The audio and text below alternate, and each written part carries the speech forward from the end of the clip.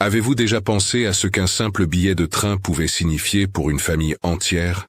Février 1957, dans le sud de la France, un père de famille se tient sur le quai d'une petite gare, tenant dans ses mains un billet pour le Nord.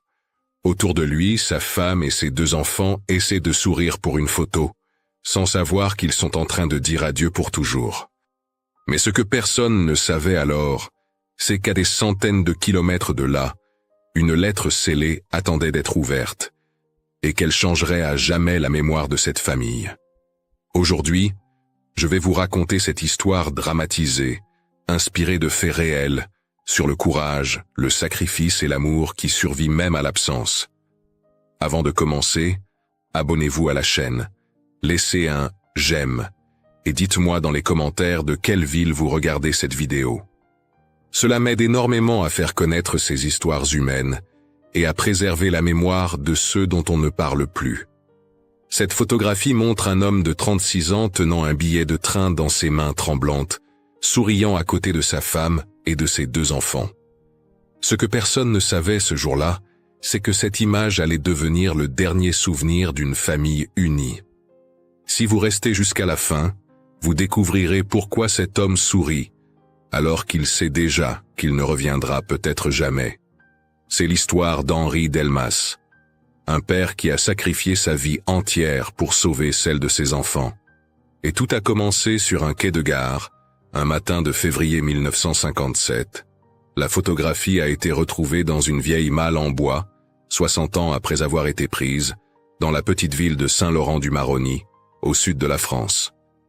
Les archives municipales de cette époque confirment qu'en 1957, la gare locale voyait partir en moyenne 40 familles chaque mois, toutes fuyant la misère des campagnes pour chercher du travail dans le nord industriel. Mais cette photo en particulier raconte une histoire différente des autres. Regardez bien l'image. Henri tient ce billet de train comme s'il tenait son propre cœur entre ses mains. Sa femme Louise se force à sourire, mais ses yeux rouges trahissent une nuit entière passée à pleurer. Le petit Pierre, 8 ans, tire la manche de son père, voulant poser une question qu'il n'ose pas formuler. Et Claire, 5 ans, joue avec sa poupée en tissu, inconsciente que dans quelques minutes, elle embrassera son père pour la dernière fois de sa vie. Mais il y a quelque chose d'étrange dans cette photographie, quelque chose que personne n'a remarqué pendant des décennies. Le photographe itinérant qui a capturé cette image, Monsieur Gaston Mercier, racontait dans ses mémoires retrouvées en 1989 qu'il se souvenait parfaitement de ce jour-là. Il écrivait que lorsqu'il a proposé à Henri de prendre la photo pour porter chance, l'homme avait hésité.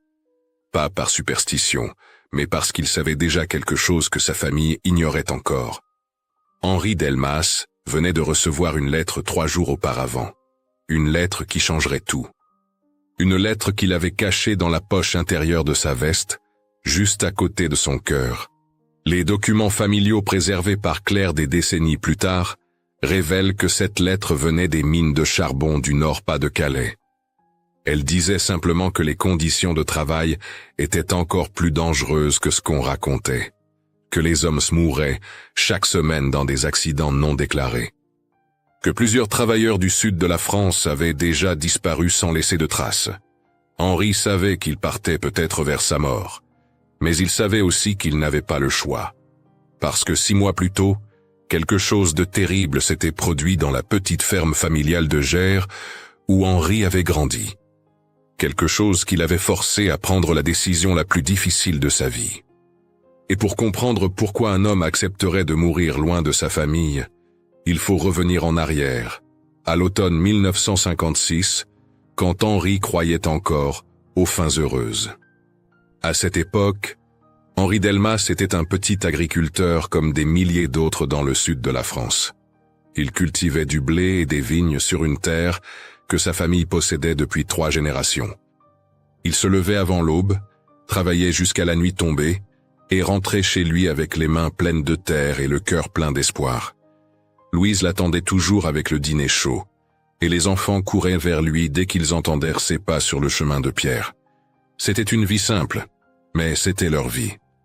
Puis la mécanisation agricole est arrivée comme une tempête. Les recensements officiels de l'époque montrent qu'entre 1954 et 1957, plus de 60% des petites exploitations de la région de Gers ont fait faillite. Les grandes machines remplaçaient les hommes et les prix du blé s'effondraient chaque mois.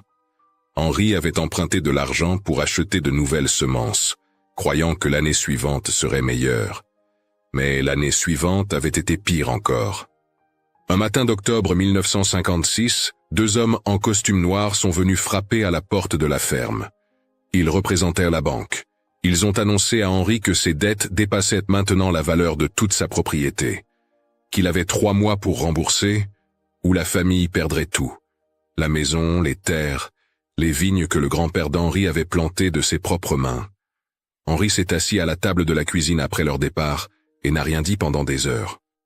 Louise l'a regardé, sachant déjà que leur vie venait de basculer. Cette nuit-là, pour la première fois de leur mariage, Henri a pleuré devant elle. Mais ce qui brisait le cœur d'Henri n'était pas la perte de sa terre. C'était quelque chose de bien plus terrible. Quelque chose qu'il ne pouvait pas dire à voix haute. Louise toussait depuis plusieurs mois. Une toux sèche qui la réveillait la nuit et laissait des traces de sang sur son mouchoir le matin. Le médecin du village avait confirmé ce qu'Henri redoutait. Une tuberculose latente, la maladie qui tuait encore des milliers de personnes dans les campagnes françaises chaque année. Les registres médicaux de l'époque révèlent que dans les zones rurales pauvres, le taux de mortalité par tuberculose atteignait 15% sans traitement approprié. Le traitement coûtait une fortune, plus que tout ce qu'Henri possédait.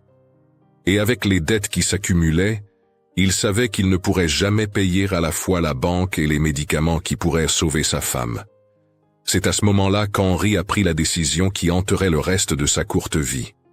Il allait partir dans le nord, travailler dans les mines de charbon où les salaires étaient meilleurs, envoyer chaque franc gagné à Louise, et revenir seulement quand il aurait assez d'argent pour tout réparer. Pour sauver sa femme, pour garder leur maison, pour offrir un avenir à ses enfants. C'était un plan désespéré d'un homme désespéré, et au fond de son cœur, Henri savait déjà qu'il ne fonctionnerait probablement pas. Mais avant qu'Henri ne parte, il devait faire face à quelque chose de plus difficile encore que de quitter sa terre. Il devait annoncer à ses enfants que leur père allait disparaître pendant des mois, peut-être des années. Un soir de décembre 1956, après que les enfants se soient couchés, Henri et Louise sont restés assis dans la cuisine, éclairés seulement par la faible lueur d'une lampe à pétrole. Les lettres de la banque étaient étalées sur la table entre eux, comme des accusations silencieuses. Louise toussait doucement, essayant de ne pas réveiller les enfants, et chaque toux semblait arracher un morceau du cœur d'Henri. Louise lui a pris la main et a dit doucement qu'elle comprenait. Qu'elle resterait ici avec les enfants, que tout irait bien, mais ses yeux disaient autre chose. Ses yeux disaient qu'elle avait peur, peur de rester seule, peur que la maladie empire, peur qu'Henri ne revienne jamais. Les carnets intimes que Claire découvrirait des décennies plus tard révèlent que cette nuit-là, Louise avait écrit une phrase qu'elle n'avait jamais osé prononcer à voix haute. « Je l'aime, mais je lui en veux de partir. » Henri a essayé de lui expliquer qu'il enverrait de l'argent chaque semaine, que dans 6 mois, peut-être 1 an au maximum, il reviendrait avec assez d'économies pour tout rembourser, pour acheter les médicaments, pour recommencer. Mais tous les deux savaient qu'il mentait. Les statistiques de migration de cette époque montrent que moins de 30% des hommes partis vers les mines du Nord revenaient dans leur famille dans les 3 premières années. Le matin suivant, Henri s'est réveillé avant l'aube pour la dernière fois dans sa propre maison. Il est allé dans la chambre où Pierre et Claire dormaient encore, leurs petits corps recroquevillés sous les couvertures usées. Il les a regardés pendant de longues minutes, essayant de graver leur visage dans sa mémoire. Pierre, 8 ans, qui voulait toujours aider son père dans les champs même quand il était trop petit pour porter les outils. Claire, 5 ans, qui collectionnait les fleurs sauvages et les donnait à sa mère en disant qu'elles avaient des pouvoirs magiques de guérison. Henri savait qu'en partant, il brisait quelque chose d'irréparable en eux. Mais ce qu'Henri ne savait pas encore, c'est que son fils Pierre avait tout entendu la nuit précédente. Le petit garçon était resté éveillé, collé contre la porte de la cuisine, écoutant ses parents chuchoter dans l'obscurité. Il avait entendu les sanglots étouffés de sa mère. Il avait entendu son père parler des dettes, de la maladie, du départ nécessaire. Et quelque chose s'était brisé dans le cœur de Pierre cette nuit-là. Quelque chose qui ne guérirait jamais complètement. Les semaines qui ont suivi ont été étranges. Henri continuait à travailler dans les champs, mais tout le monde dans la maison savait que chaque jour les rapprochait de la séparation. Louise préparait les repas comme d'habitude, mais elle ne mangeait presque rien. Pierre suivait son père partout, silencieux, comme s'il essayait de mémoriser chaque geste, chaque mot. Et Claire, trop jeune pour comprendre vraiment, sentait quand même que quelque chose de terrible approchait. Un après-midi de janvier 1957, Henri a reçu une réponse à sa lettre aux mines de charbon de Linz. Les archives syndicales de l'époque conservent encore aujourd'hui ces lettres standardisées envoyées par milliers. Elles promettèrent du travail immédiat, un salaire décent, un logement dans les baraquements. Elles ne mentionnaient jamais les dangers. Elles ne parlaient jamais des hommes qui mouraient sous terre, loin de leur famille, enterrés dans des fosses communes sans même une pierre tombale avec leur nom. Henri a signé le contrat sans hésiter. Il avait besoin d'y croire. Il avait besoin de croire qu'il faisait le bon choix, que c'était le seul choix. Le jour du départ a été fixé au 15 février 1957.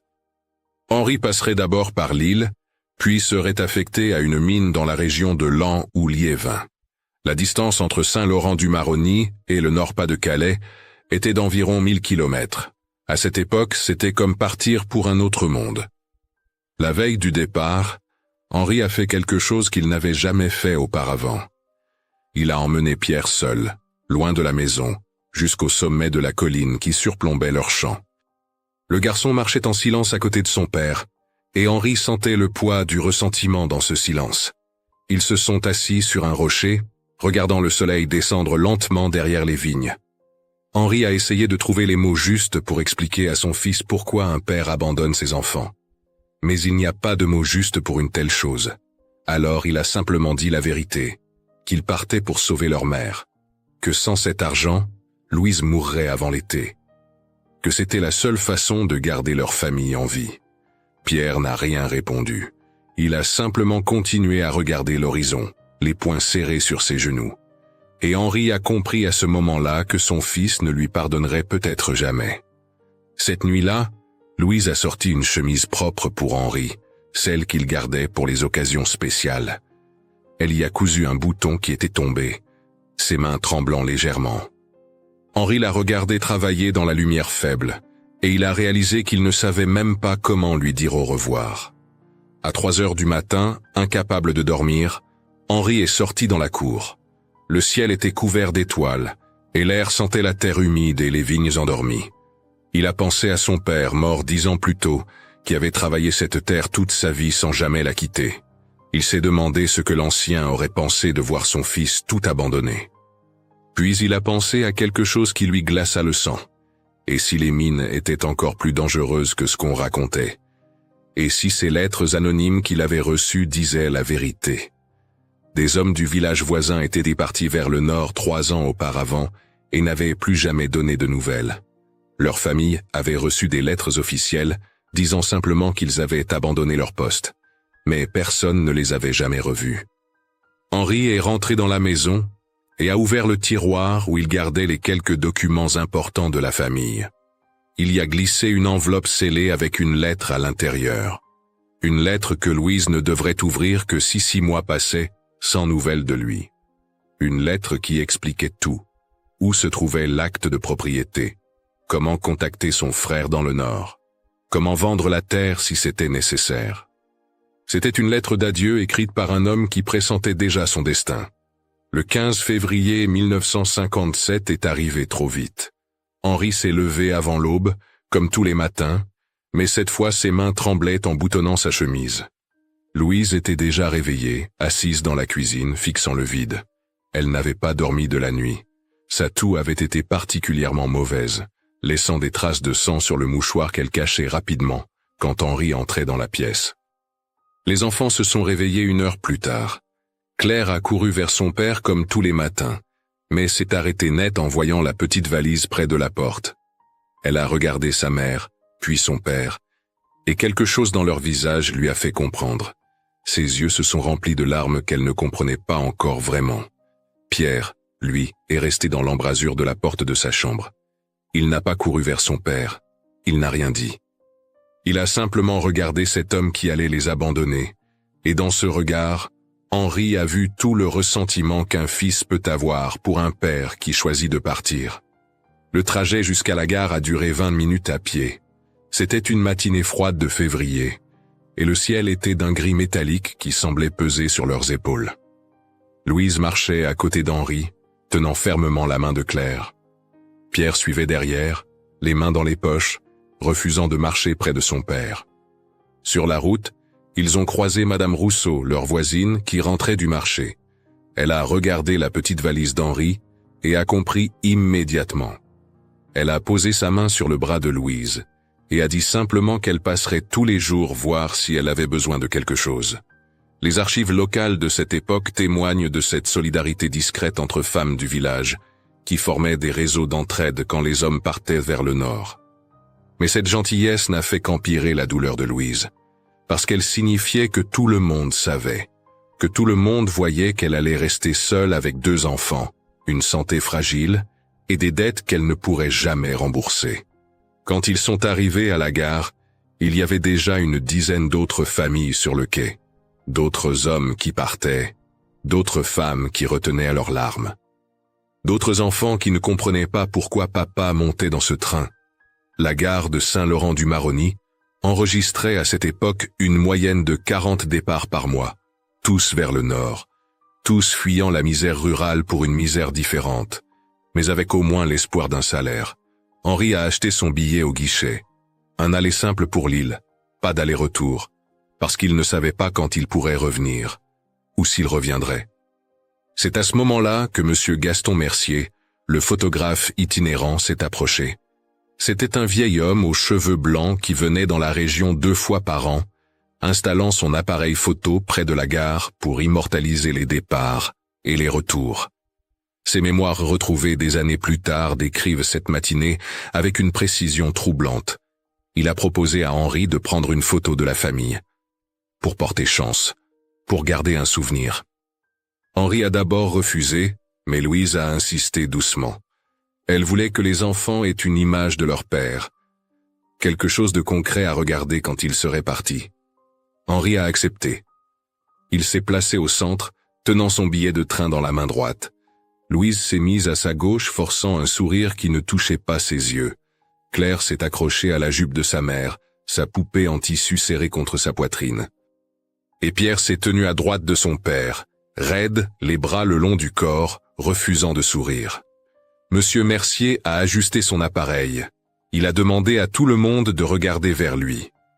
Mais juste avant de déclencher l'obturateur, quelque chose s'est passé. Quelque chose que personne n'aurait pu prévoir. Henri s'est penché vers Pierre.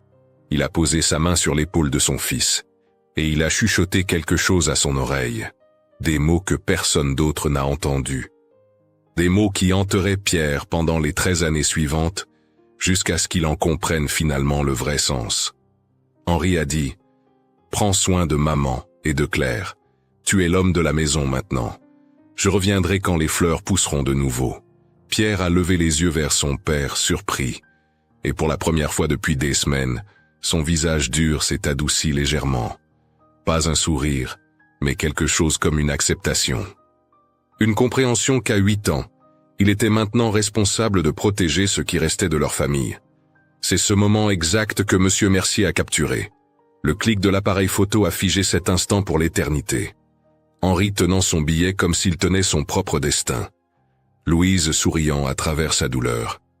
Claire innocente et inconsciente. Et Pierre, regardant son père avec un mélange de colère, de peur et de quelque chose qui ressemblait à du pardon. Le train a sifflé.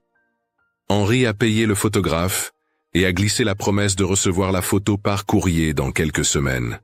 Puis il a embrassé Louise longuement, sentant son corps trembler contre le sien. Il a soulevé Claire dans ses bras, respirant l'odeur de ses cheveux une dernière fois. Et il a serré la main de Pierre, homme à homme, transmettant silencieusement un fardeau trop lourd pour un enfant. Quand Henri est monté dans le train, Louise a finalement laissé échapper un sanglot qu'elle retenait depuis des semaines. Pierre a pris la main de sa mère et celle de sa sœur, exactement comme son père le lui avait demandé. Le train a commencé à bouger lentement, et Henri a regardé par la fenêtre, gravant dans sa mémoire les 3 visages qui étaient toute sa vie. Le train a disparu au bout du quai, emportant avec lui un homme qui ne reverrait jamais sa famille. Les premières semaines ont été les plus difficiles. Louise se réveillait la nuit, tendant instinctivement la main vers le côté vide du lit. Les enfants demandaient quand papa reviendrait, et elle ne savait pas quoi répondre. La maison semblait plus grande, plus froide, plus silencieuse sans la présence d'Henri, mais Louise était plus forte qu'elle ne le croyait. Elle a commencé à s'occuper seule de la petite propriété, apprenant à réparer la charrue cassée, à tailler les vignes, à gérer les quelques poules et le potager qui les gardaient en vie. Madame Rousseau venait effectivement tous les jours, apportant parfois un peu de pain, parfois juste sa présence. D'autres femmes du village aussi, discrètement, formant un réseau silencieux de survie. Pierre a changé du jour au lendemain. Le petit garçon espiègle est devenu sérieux, presque adulte. Il se levait avant l'école pour aider sa mère, portait de l'eau du puits, surveillait sa petite sœur. À 8 ans, il avait déjà les yeux d'un homme qui a vu trop tôt le poids du monde. 3 semaines après le départ d'Henri, la photo est arrivée par courrier. Louise l'a regardée pendant des heures, assise à la table de la cuisine, touchant délicatement le visage de son mari à travers le papier glacé. Puis, elle l'a encadré avec un cadre bon marché et l'a accroché au mur de la cuisine, là où elle pourrait la voir chaque jour. La première lettre d'Henri est arrivée 6 jours après la photo. Une courte lettre maladroitement écrite, les mots tracés péniblement par un homme qui n'avait jamais été bon avec les lettres. Les archives familiales conservées par Claire montrent le contenu exact. Je suis bien arrivé. Le travail est dur, mais le salaire est bon. Je vous envoie 200 francs. Achetez des chaussures pour Pierre et des médicaments pour toi. Je pense à vous tous les jours. Henri. L'enveloppe contenait effectivement 200 francs, soigneusement pliés. Louise a pleuré en les tenant dans ses mains. Pas de joie, mais de quelque chose de plus compliqué. La preuve qu'Henri pensait à eux. La preuve aussi qu'il était vraiment parti, que ce n'était pas un cauchemar dont elle allait se réveiller. Les lettres ont continué à arriver régulièrement pendant les mois suivants. Chaque lettre était courte, maladroite, mais contenait toujours un peu d'argent. Henri décrivait la vie dans les mines avec des mots simples. Le froid qui pénétrait les os, les tunnels sombres qui semblaient sans fin, les autres mineurs venus comme lui du sud, qui partageaient du pain noir et des souvenirs de soleil. Mais quelque chose a changé au début de l'année 1959. Les lettres d'Henri sont devenues plus espacées, plus courtes. Comme si écrire lui demandait un effort qu'il ne pouvait plus fournir. La dernière lettre qu'ils ont reçue était datée du 8 mars 1959. Elle disait simplement « Le travail devient plus dur. Il y a eu des problèmes dans les tunnels. Je vous aime tous. Henri. » Puis plus rien. Louise a attendu 1 semaine, puis 2, puis 1 mois entier. Elle allait au bureau de poste chaque jour, demandant s'il y avait du courrier pour Madame Delmas. Chaque jour, le postier secouait tristement la tête. Et chaque jour, Louise rentrait chez elle avec un peu moins d'espoir dans le cœur. Pierre voyait sa mère se décomposer lentement. Elle ne mangeait presque plus. Sa toux empirait chaque semaine. La nuit, il l'entendait pleurer doucement dans sa chambre, essayant de ne pas réveiller les enfants. À 10 ans maintenant, Pierre comprenait ce que son père avait voulu dire ce jour-là à la gare. Il était l'homme de la maison, et il devait être fort même quand il voulait pleurer lui aussi. Louise a finalement décidé d'écrire aux mines de Lens. Elle a dicté la lettre au curé du village, parce que son français écrit n'était pas assez bon pour une correspondance officielle. Elle expliquait qu'elle n'avait pas eu de nouvelles de son mari depuis mars, qu'elle était inquiète, qu'elle avait 2 jeunes enfants, qu'elle avait besoin de savoir ce qui s'était passé. La réponse est arrivée 6 semaines plus tard. Une lettre officielle sur papier a en tête de la Compagnie des mines du Nord, Pas-de-Calais. Le texte était froid, administratif, dénué de toute compassion. Les documents syndicaux de l'époque conservent des copies de ces lettres standardisées qui ont détruit des centaines de familles. La lettre informait Madame Delmas que M. Henri Delmas avait quitté son poste de travail sans préavis au début du mois d'avril 1959, qu'il avait abandonné son logement dans les baraquements, qu'il n'avait laissé aucune adresse de contact. La compagnie considérait donc le contrat rompu et déclinait toute responsabilité concernant sa disparition. Louise a lu cette lettre 3 fois avant de comprendre ce qu'elle signifiait vraiment. Il disait qu'Henri était parti, qu'il les avait abandonnés, qu'il avait choisi de disparaître sans laisser de traces. Mais Louise ne pouvait pas y croire. Elle connaissait Henri. Elle connaissait son cœur. Il ne serait jamais parti volontairement. Quelque chose de terrible avait dû se passer. Quelque chose que la compagnie ne voulait pas admettre. Elle a écrit au syndicat des mineurs, aux autorités locales de Lens, à la préfecture, à tous ceux qui pourraient avoir des informations. Mais la France de 1959 était plongée dans le chaos de la guerre d'Algérie. Les grèves paralysaient les mines. Le gouvernement fermait les yeux sur les accidents qui tuaient des dizaines d'hommes chaque mois. Un mineur disparu du sud de la France n'intéressait personne. Les réponses qu'elle recevait, quand elle en recevait, étaient toutes les mêmes. Aucune information disponible. Aucun accident signalé impliquant Henri Delmas. Aucune trace de son passage après mars 1959. Comme s'il s'était évaporé dans les tunnels sombres du Nord et n'avait jamais existé. Les mois sont devenus des années. Louise a continué à travailler la petite propriété avec l'aide de Pierre, maintenant adolescent. Ils ont réussi à garder la maison en vendant progressivement des parcelles de terre. Claire grandissait, devenant une jeune fille qui connaissait son père uniquement à travers les histoires que sa mère racontait et cette photographie accrochée au mur de la cuisine. Louise ne s'est jamais remariée. Elle ne voulait pas. Quelque part au fond d'elle-même, elle gardait l'espoir impossible qu'un jour, elle entendrait des pas familiers sur le chemin de Pierre. Camiri ouvrirait la porte en souriant, expliquant qu'il y avait eu une terrible erreur, que tout allait redevenir comme avant. Cet espoir l'a gardée en vie pendant 15 ans, mais il l'a aussi empêchée de guérir vraiment. En 1970, Pierre avait 21 ans. Il travaillait maintenant comme ouvrier ferroviaire dans une gare à 100 km de Saint-Laurent-du-Maroni. C'était un homme sérieux, taciturne, qui parlait peu et souriait encore moins. Les responsabilités trop lourdes de son enfance avaient laissé des cicatrices invisibles, mais profondes. Un jour d'octobre, pendant sa pause déjeuner, Pierre s'est assis à côté d'un vieil homme à la cantine de la gare. L'homme avait les mains abîmées et le dos voûté de quelqu'un qui a passé sa vie à travailler sous terre. Ils ont commencé à parler, comme font les travailleurs entre eux, partageant des histoires de leur vie. Le vieil homme s'appelait Lucien Bernard. Il avait travaillé pendant 30 ans dans les mines de Liévin, avant qu'une explosion ne lui broie la jambe, le forçant à prendre sa retraite anticipée. Il racontait ses souvenirs avec une voix fatiguée, évoquant les camarades morts dans les tunnels, les accidents qu'on cachait, les corps qu'on ne retrouvait jamais. Et puis, presque par hasard, il a mentionné un homme qu'il appelait Henri du Sud, un jeune gars du sud de la France qui travaillait dans le même tunnel que lui en 1959. Un type gentil qui parlait toujours de sa famille et montrait avec fierté une photographie de sa femme et de ses enfants, disant qu'il reviendrait quand les fleurs pousseraient de nouveau. Pierre a figé. Son cœur s'est arrêté. Il a demandé à Lucien de décrire cet homme. L'âge, l'apparence physique, la région d'où il venait. Chaque détail correspondait. C'était son père.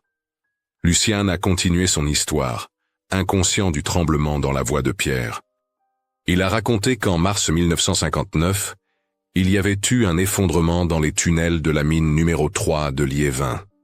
Un effondrement pendant le quart de nuit. 7 hommes étaient morts sur le coup. 3 autres avaient été ensevelis dans les décombres et n'avaient jamais été retrouvés. Les registres officiels de l'époque, consultables aujourd'hui dans les archives syndicales, confirment cet accident qui a été minimisé par la compagnie pour éviter une enquête. Lucien se souvenait que Henri du Sud faisait partie de l'équipe de nuit ce soir-là, Il se souvenait aussi qu'après l'accident, quand les survivants avaient demandé où étaient les corps des disparus, la compagnie avait simplement scellé cette section de la mine et déclaré les hommes comme ayant abandonné leur poste. C'était plus simple ainsi. Pas de compensation à payer aux familles, pas de scandale, pas d'enquête. Juste des hommes qui avaient décidé de partir un jour et n'étaient jamais revenus. Le journal La Voix du Nord de mars 1959 mentionne effectivement un incident dans les mines de Liévin, mais les noms des victimes n'ont jamais été publiés officiellement. Pierre est resté silencieux pendant un long moment après que Lucien ait fini de parler. Toutes ces années où sa mère avait espéré. Toutes ces années où il avait porté cette colère contre un père qu'il pensait les avoir abandonnés. Et la vérité était là, simple et terrible. Henri n'était jamais parti. Henri était mort en essayant de les sauver. Pierre a remercié Lucien et a quitté la cantine. Il est allé directement voir son supérieur et a demandé 3 jours de congé. Puis il a pris le premier train vers le nord, vers Liévin. Vers l'endroit où son père était mort 13 ans auparavant sans que personne ne sache même son nom. Le voyage jusqu'à Liévin a duré toute une journée. Pierre regardait par la fenêtre du train, voyant défiler le même paysage que son père avait vu 13 ans plus tôt. Les mêmes villages, les mêmes champs. Mais pour Henri, c'était un voyage vers l'espoir. Pour Pierre, c'était un pèlerinage vers la vérité. Quand le train est arrivé à Liévin, Pierre a été frappé par la noirceur de tout. Les bâtiments couverts de suie, les rues où même en plein jour, une poussière de charbon flottait dans l'air. Les visages des mineurs qui rentrèrent de leur car, les yeux creusés par la fatigue, et quelque chose de plus profond. C'était dans ce monde sombre que son père avait passé les derniers mois de sa vie. Pierre a demandé son chemin jusqu'au cimetière des mineurs. Un vieil homme lui a indiqué la direction, ajoutant simplement qu'il trouverait ce qu'il cherchait dans la section des disparus. Tout au fond, le cimetière était petit, mal entretenu, avec des pierres tombales penchées et des noms effacés par le temps. Pierre a marché entre les rangées, lisant les inscriptions. Des hommes de 20 ans, de 30 ans, de 40 ans, tous morts, sous terre, loin de leur famille, pour gagner quelques francs de plus par jour. Au fond du cimetière, il a trouvé ce qu'il cherchait. Une grande pierre tombale collective, simple, sans ornement. L'inscription était sobre et terrible dans sa simplicité. Aux mineurs disparus, mars 1959. Pas de nom, pas de date de naissance, pas de mention de famille laissée derrière, juste cette reconnaissance minimale que des hommes étaient morts ici et que personne n'avait pris la peine de les identifier. Pierre s'est agenouillé devant la pierre. Il a sorti de sa veste la photographie de 1957, celle qui était accrochée dans la cuisine de sa mère depuis 13 ans. Il l'a regardée longuement, son père tenant ce billet de train, sa mère souriant à travers sa douleur, Claire innocente, et lui-même, 8 ans, avec ses yeux durs qui ne pardonnaient pas. C'est seulement maintenant, à 21 ans, agenouillé devant la tombe anonyme de son père, que Pierre a finalement compris ce qu'Henri lui avait chuchoté ce jour-là à la gare. « Prends soin de maman et de Claire. Tu es l'homme de la maison maintenant. Je reviendrai quand les fleurs pousseront de nouveau. » Ce n'était pas un abandon, c'était une transmission. Henri savait qu'il risquait de ne jamais revenir, mais il devait partir quand même, parce que c'était la seule façon de sauver sa famille. Et en partant, il avait confié à son fils la responsabilité de protéger ce qui comptait le plus au monde. Les larmes que Pierre avait retenues pendant 13 ans ont finalement coulé. Il a pleuré pour son père qui était mort seul dans le noir. Il a pleuré pour sa mère qui avait attendu toutes ces années sans savoir. Il a pleuré pour la colère injuste qu'il avait portée contre un homme qui ne méritait que son respect. Il a placé délicatement la photographie contre la pierre tombale, la maintenant avec une petite pierre pour qu'elle ne s'envole pas. C'était un geste symbolique, impossible, absurde même, mais c'était tout ce qu'il pouvait faire, ramener son père, d'une certaine manière, auprès de sa famille. Pierre est rentré à Saint-Laurent-du-Maroni le lendemain. Il savait qu'il devait dire la vérité à sa mère. Mais une partie de lui se demandait si c'était vraiment un cadeau ou une cruauté de détruire l'espoir qui la gardait en vie. Quand il est arrivé à la maison, Louise était dans le jardin, soignant les plants de tomates. Elle s'est retournée en entendant les pas de son fils, et quelque chose dans son visage lui a fait comprendre immédiatement qu'il apportait des nouvelles. Des nouvelles qu'elle attendait depuis 11 ans. Pierre lui a raconté tout. Sa rencontre avec Lucien Bernard, l'accident de mars 1959, le corps jamais retrouvé, la tombe collective à Liévin. Louise a écouté en silence, ses mains agrippant le bord de la table de la cuisine, devant la photographie qui avait accroché là pendant toutes ces années. Quand Pierre a fini de parler, Louise n'a pas pleuré. Elle a simplement hoché la tête lentement, comme si elle confirmait quelque chose qu'elle avait toujours su au fond d'elle-même. Elle a dit doucement que maintenant, au moins, elle savait qu'Henri n'était pas parti, qu'il n'avait jamais voulu les abandonner, que jusqu'à son dernier souffle, il avait pensé à eux. Cette nuit-là, Louise est montée dans sa chambre et a ouvert le tiroir où elle gardait les lettres d'Henri. Elle les a relues toutes, une par une, touchant les mots maladroitement tracés. Puis elle a ouvert l'enveloppe scellée qu'Henri avait laissée avant de partir, celle qu'elle devait ouvrir seulement s'il disparaissait. La lettre disait simplement « Si tu lis ceci, c'est que je ne suis pas revenu. Je veux que tu saches que chaque jour dans ces mines, je pensais à toi et aux enfants. C'était la seule chose qui me gardait en vie dans le noir. Dis à Pierre qu'il est un homme bien. Dis à Claire que je l'aime. Et toi, Louise, pardonne-moi d'être parti. C'était la seule façon que je connaissais pour vous sauver. Les archives familiales conservées par Claire contiennent encore aujourd'hui cette lettre, avec les traces de larmes qui ont brouillé l'encre. Louise a pleuré cette nuit-là. Mais c'était des larmes différentes de celles qu'elle avait versées pendant 11 ans. C'étaient des larmes de libération, de compréhension, d'une forme étrange de paix. Elle est morte 4 ans plus tard, en 1974, à 51 ans. La tuberculose qu'Henri avait essayé de soigner en partant l'avait finalement emportée. Mais dans ces derniers jours, elle a dit à Claire et à Pierre qu'elle était heureuse, parce qu'elle savait maintenant que Henri ne les avait jamais abandonnés. Que jusqu'à la fin, il avait été l'homme qu'elle avait aimé. Les années ont passé. Pierre s'est marié, a eu des enfants. Il est devenu un père attentif, présent, déterminé à ne jamais répéter l'histoire de sa propre enfance. Mais il n'a jamais oublié la leçon qu'Henri lui avait apprise ce jour-là à la gare. Qu'un homme se mesure non pas à où il meurt, mais à qui il protège pendant sa vie. Claire est devenue enseignante, comme sa mère l'avait espéré. Elle n'a jamais vraiment connu son père, mais elle a grandi avec ses histoires, et d'une certaine façon, ces histoires étaient devenues aussi réelles que des souvenirs. La photographie de 1957 est restée dans la famille. Après la mort de Louise, Claire l'a prise et l'a gardée dans sa maison. Elle l'a montrée à ses propres enfants, leur racontant l'histoire de leur grand-père qui était parti pour sauver sa famille et n'était jamais revenu. Des décennies plus tard, quand Pierre était devenu un vieil homme aux cheveux blancs, il a demandé à son petit-fils de l'accompagner quelque part. Le garçon, âgé de 15 ans, ne savait pas où ils allaient. Pierre ne lui a rien expliqué pendant tout le trajet. Ils sont allés à la vieille maison familiale à Saint-Laurent-du-Maroni, celle où Pierre avait grandi.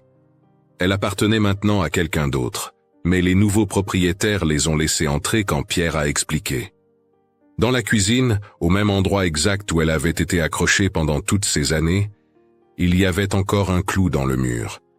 Le clou où Louise avait accroché la photographie en 1957. Pierre a touché ce clou doucement, et son petit-fils a vu des larmes dans les yeux de son grand-père pour la première fois. Pierre a sorti de sa poche une enveloppe. À l'intérieur, il y avait la photographie originale, celle qu'il avait laissée à Liévin 13 ans auparavant, mais qu'un prêtre local avait récupérée et lui avait renvoyée, comprenant son importance. Le père Maurice Dubois, qui officiait à Liévin à cette époque, avait joint une note expliquant qu'il avait trouvé la photo et voulait la retourner à la famille. Pierre a montré la photo à son petit-fils. Il a montré l'homme tenant le billet de train. Il a expliqué qui était cet homme, ce qu'il avait fait, pourquoi il était parti, comment il était mort. Et puis Pierre a dit quelque chose que son petit-fils n'a jamais oublié. Il a dit que cet homme, son arrière-grand-père, lui avait appris la leçon la plus importante de sa vie, qu'aimer, vraiment aimer, ce n'est pas toujours rester. Parfois, c'est avoir le courage de partir pour protéger ceux qu'on aime. Que la vraie force d'un homme ne se mesure pas à sa présence physique, mais aux valeurs qu'il transmet et aux sacrifices qu'il est prêt à faire. Le petit-fils a regardé la photographie avec un nouveau respect. Il voyait maintenant non pas simplement un vieux cliché en noir et blanc, mais un testament d'amour. Un homme qui avait tout donné pour sa famille. Une femme qui avait attendu avec une foi inébranlable. Des enfants qui avaient porté un fardeau trop lourd, trop jeune. Aujourd'hui, cette photographie est toujours dans la famille Delmas. Elle passe de génération en génération, portant avec elle une histoire de sacrifice et d'amour. Elle rappelle à chaque nouvelle génération que les choix difficiles sont souvent les plus importants, que la vie n'offre pas toujours de fins heureuses, mais qu'il y a une beauté dans le courage de faire ce qui est juste, même quand c'est déchirant. Sur le dos de la photographie, de la main tremblante de Louise écrit en 1970 après avoir appris la vérité, il y a une simple phrase, pour Henri, qui est parti pour nous sauver et nous a appris ce que signifie vraiment aimer. Et quelque part, dans le petit cimetière de Liévin, une pierre tombale collective reste là, marquant l'endroit où des hommes sans nom sont morts pour leur famille. L'inscription reste la même, simple et terrible. Mais pour la famille Delmas, ce n'est plus une tombe anonyme. C'est l'endroit où Henri a donné sa vie pour que ses enfants aient une chance de vivre la leur. Les fleurs ont fini par pousser de nouveau. Pas comme Henri l'avait promis. Pas avec son retour. Mais à travers ses enfants, ses petits-enfants et toutes les générations qui suivront. Des fleurs de résilience, de courage et d'amour qui ne meurent jamais vraiment. Cette histoire fictionnelle inspirée de faits historiques nous rappelle qu'il existe des sacrifices silencieux que l'histoire oublie trop souvent. Henri n'était pas un héros au sens classique, mais un homme ordinaire qui a choisi l'amour plutôt que la peur, le devoir plutôt que le confort. Son absence a construit l'avenir de ceux qui l'aimaient. Preuve que parfois, partir est aussi un acte d'amour. Et vous, qu'est-ce que ce récit vous a fait ressentir ? Pensez-vous qu'un seul choix puisse changer le destin d'une famille ? Avez-vous déjà entendu dans votre propre famille une histoire de départ, de sacrifice ou de silence ? Si vous êtes resté jusqu'à la fin, écrivez le mot « mémoire » dans les commentaires, pour que je sache que vous portez aussi en vous l'écho de ces vies oubliées. Dites-moi de quelle ville vous regardez cette vidéo, et si vous le souhaitez, partagez une histoire ancienne de vos parents ou grands-parents. Elle pourrait inspirer un prochain récit. Merci d'avoir regardé cette vidéo, d'avoir ressenti, réfléchi et honoré avec nous ces fragments du passé. Abonnez-vous à la chaîne, laissez un j'aime, activez la cloche pour ne rien manquer, et cliquez sur le prochain épisode pour découvrir d'autres histoires humaines qui continuent de vivre à travers la mémoire collective.